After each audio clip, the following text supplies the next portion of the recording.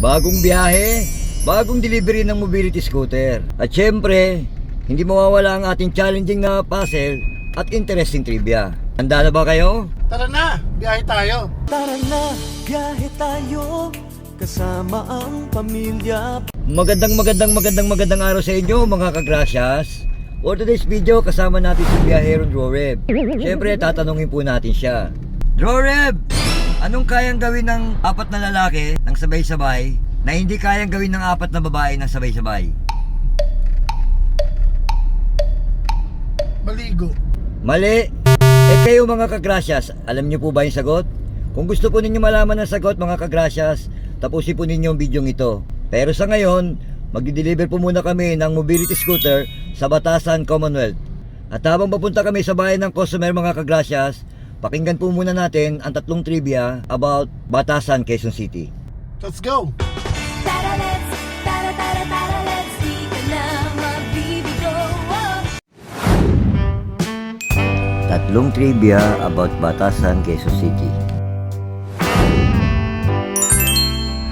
Ang Batasan Pambansa Complex ay unang binalak para sa tatlong sangay ng gobyerno. Ito ay ang legislative, executive at judicial branches. Mayroong isang tunnel sa Batasan Road na ginagamit ng mga kongresista. Ito ay para makalabas agad mula sa Session Hall papunta sa Commonwealth Avenue. Tinayo ito matapos ang pambobomba noong 2007 sa South Wing ng Kongreso. Ang Quezon City Polytechnic University ay matatagpuan sa Batasan Hills.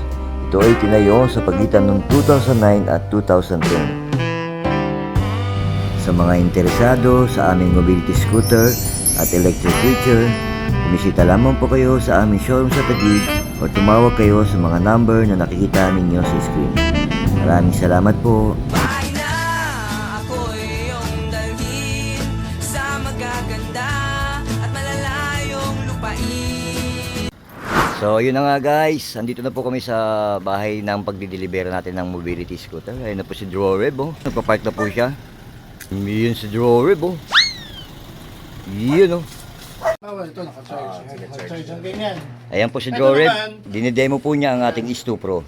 Pero ito, may initial charge naman. Yes po, factory charge lang po siya. Pwedeng ganyan.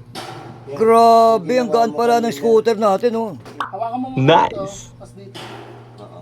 Grabe, ang gaan pala niya. Isang tao kaya. Hindi mo mahawakan ng Isa lang. pantay. Isang kamay lang, oh. Galing ni Dandreb, oh. Yan, angat. Then, lock. Angat lang. Diretso lang. Tapos, hintayin natin tumunog. Ayan, okay na siya. Ayan si Sir, oh. Taga Batasan. Batasan, Quezon City. Another satisfied customer, si Sir. Istu Pro Mobility Scooter, lightweight. Oh, di mo, nag-fist bump pa si Sir. Ay, Sir. Ano masasabi niyo, Sir, sa unit niyo, Sir? Ayos to, panglakad. Ayos daw po, panlakad, sabi ni Sir.